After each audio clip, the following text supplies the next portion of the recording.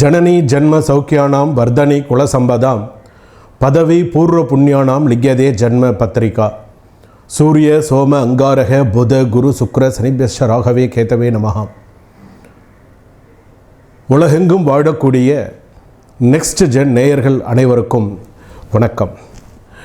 நான் உங்கள் doctor V Rajkumar Sivachariyar பேசுகிறேன்.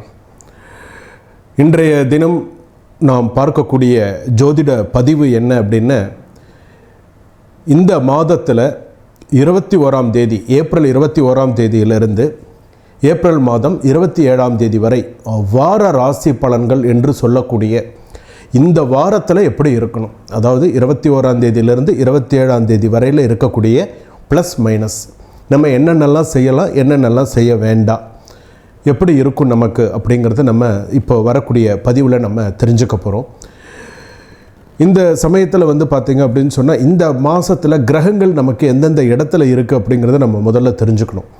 இந்த மாதத்தில் ஏப்ரல் மாதத்தில் விசுவாசு வருஷம் தமிழ் புது வருஷத்தில் பார்க்கும்போது பார்த்திங்கன்னா, மேஷத்தில் சூரியன் இருக்க, 2 ரிஷபத்தில் குரு இருக்க, அதே போல் மிதுனம் கடகத்தில் செவ்வாய் இருக்க, அதே போல் மற்ற கிரகங்கள்லாம் அப்படியே எடுத்துக்கொண்டு வரும்பொழுது மகரத்தில் சந்திரன் இருக்க, அதே போல் மீனத்தில் பார்த்திங்க அப்படின்னு சொன்னால் சூரியன், சுக்கிரன், ராகு, புதன், சனி இதெல்லாம் பார்த்திங்க அப்படின்னு சொன்னால் 4ஆம், அதாவது ராசிக்கு 12ஆம் இடத்துல இருக்குது. மேஷத்துலேருந்து 12ஆம் இடத்துல இருக்குது.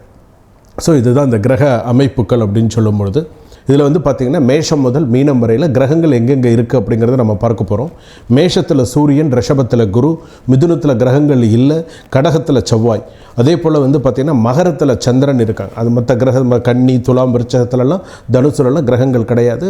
மகரத்தில் சந்திரன், கும்பத்துலலாம் அடுத்ததாக மீனத்தில் பார்த்திங்கன்னு சொன்னால் புதன், சுக்ரன், ராகு, சனி 4 கிரகங்கள் ஒன்றா இருக்குது. இது பார்த்திங்கன்னா கோச்சார ரீதியாக எப்படி இருக்கும், ஜாதகத்தில் கிரகங்கள்லாம் எப்படி இருக்கும், இதை வச்சு தான் பலன்களை நம்ம பார்க்க போகிறோம். சரி, மேஷராசி அப்படின்னு நம்ம சொல்லும்பொழுது எதெல்லாம் நமக்கு மேஷராசி, அஸ்வினி நட்சத்திரம் மேஷராசி இருக்குது, பரணி நட்சத்திரம் மேஷராசி இருக்குது, அதே போல் கிருத்திகை நட்சத்திரம் 1ஆம் பாதம் மேஷராசி அப்படிங்கிறது இருக்குது. சரி, இந்த வாரத்திற்கான பலன்கள் அப்படின்னு சொல்லும்போது, நீங்கள் உங்கள் உத்தியோகத்தில் கொஞ்சம் ரொம்ப கவனமாக இருங்க. உங்கள் உத்தியோகத்தில் மேல் அதிகாரிகள் ரொம்ப ஸ்ட்ரெஸ் பண்ணுற மாதிரி இருக்கும். ரொம்ப உங்களுக்கு உயர் அதிகாரிகள் அப்படின்னும்பொழுது கொஞ்சம் வேலை விஷயத்தில் கொஞ்சம் பொறுமையை, நிதானத்தை கடைப்பிடிங்க. கோபத்தை காட்டாதீங்க. கூடியமான வரையில் நமக்கு வேலை முக்கியம். ஏன்னா இந்த நேரத்தில் மேஷராசிக்காரர்களுக்கு பார்த்திங்கன்னா சில நேரத்தில் உடல்நிலை பாதிப்பும் வரும். அதே நேரத்தில் வேலையில் கான்சன்ட்ரேட் பண்ண முடியாமல் இருக்கும். ஸோ கொஞ்சம் வேலையில், தொழில் விஷயத்தில் கொஞ்சம் நீங்கள் கவனமாக தான் இருக்கணும். அப்போ தான் உங்களுக்கு இந்த வாரத்தில் ஓரளவுக்கு உங்களுக்கு கொஞ்சம் சரியான சூழ்நிலையில் போக முடியும்.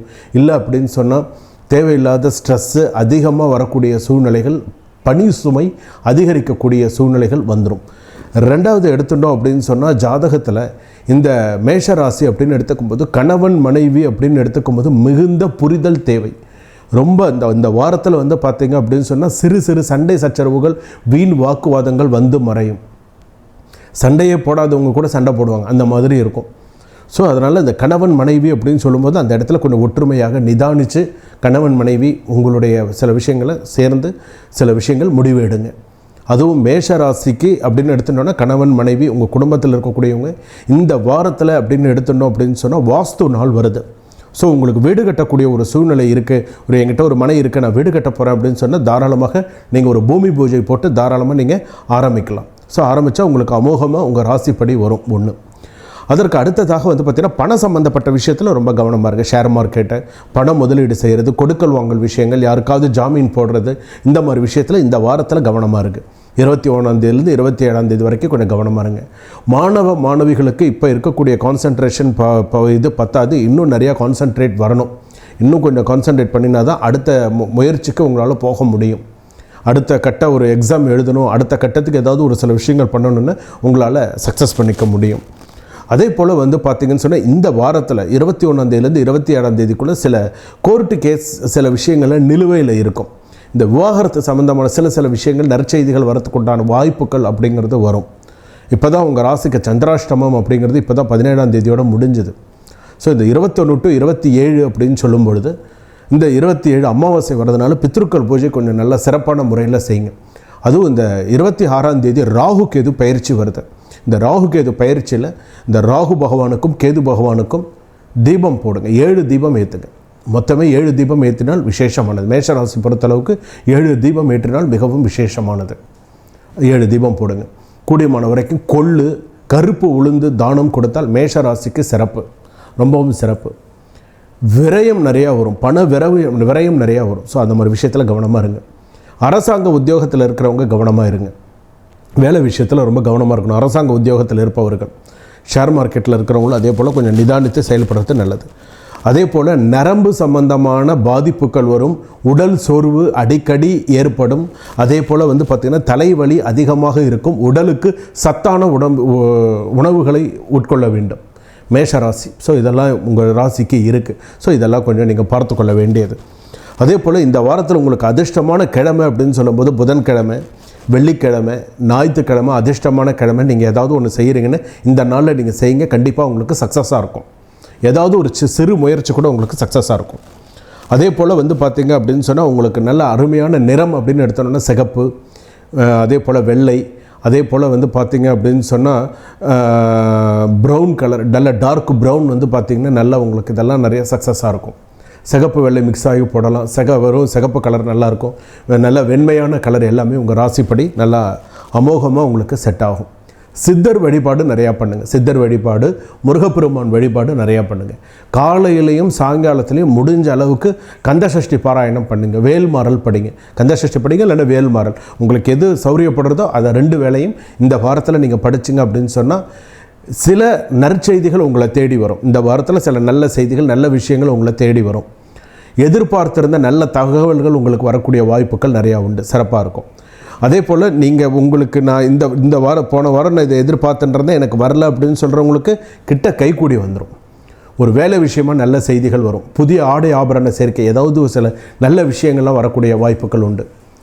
கல்யாணத்துக்கு எதிர்பார்த்துருக்கிறவங்களுக்கும் இந்த பொண்ணு பார்த்துட்டு போகிறது, மாப்பிள்ளை பார்த்துட்டு போகிறது, மாப்பிள்ளை வீட்டுக்கு வந்துட்டு போகிறது, தட்டு மாற்றிக்கிறது, அது மாதிரியான நல்ல சில விஷயங்கள்லாம் நடக்கும். என்ன அப்படின்னு கேட்டிங்கன்னா மேஷராசி பொறுத்தளவுக்கு பொறுமை நிதானம் தேவை. சின்ன விஷயத்துக்கும் சண்டை போடக்கூடாது, சந்தேகப்படக்கூடாது. ஸோ அந்த மாதிரி விஷயத்தில் கொஞ்சம் கவனமாக இருந்துக்கணும் உங்களுடைய ராசிக்கு அப்படின்னு சொல்லும்போது. சிறுவாபுரி முருகன் கோவிலுக்கு டைம் கிடச்சா போயிட்டு வாங்க. முருகன் ஸ்தலத்துக்கு போயிட்டு வாங்க. இதுக்கெல்லாம் போயிட்டு வந்தீங்க அப்படின்னு சொன்னால் உங்கள் ராசிப்படி நல்ல சிறப்பாக இருக்கக்கூடியதாக இந்த வாரம் உங்களுக்கு அமையும். கருப்பு கூடியமான வரைக்கும் தவிர்த்துக்கோங்க. மேற்கொண்டு உங்களுடைய ஜாதகத்தை பற்றி இப்போ நான் மேஷராசி பலன்களை நான் சொல்லியிருக்கேன். கிருத்திகை நட்சத்திரம் கொஞ்சம் கவனமாக இருங்க. பரணி நட்சத்திரம் சமாளிச்சிருவாங்க. அஸ்வினி நட்சத்திரம் ஓரளவுக்கு சமாளிக்கக்கூடிய தன்மைகள் உண்டு, ஒரு மன தைரியம் உண்டு. கிருத்திகை நட்சத்திரம் மட்டும் கொஞ்சம் கவனமாக இருங்க. வண்டி வாகனங்கள் வெளியில் போகிறது வர்றது எல்லாத்துலேயுமே கொஞ்சம் கவனமாக இருங்க. மேற்கொண்டு உங்களுடைய ஜாதகத்தை பற்றி நீங்கள் நிறையா தெரிஞ்சுக்கணும், ஏதாவது உங்களுக்கு நிறைய விஷயங்கள் நீங்கள் பார்க்கணும் அப்படின்னு சொன்னால் ஒரு சிறிய கட்டணத்தோடு உங்களுடைய ஜாதகத்தை வாட்ஸ்அப்பில் அனுப்பி கொடுங்க. கீழ்கண்ட நம்பரில் அனுப்பி வைங்க. இன்னும் நிறையா இந்த ஜோதிடத்தை பற்றி இன்னும் நிறைய விஷயங்களை நீங்கள் தெரிஞ்சுக்கிறதுக்கிட்டு நெக்ஸ்ட் ஜென் சப்ஸ்கிரைப் பண்ணிக்கோங்க. சப்ஸ்கிரைப் பண்ணிட்டீங்கன்னா அடுத்தடுத்து வரக்கூடிய நிறைய நல்ல விஷயங்களை நீங்கள் தெரிஞ்சுக்கலாம். குறைந்த கட்டணத்தோடு உங்களுடைய ஜாதகத்தை முழுமையாக தெரிந்து கொள்ளலாம். சுபம். வாழ்க வளமுடன்.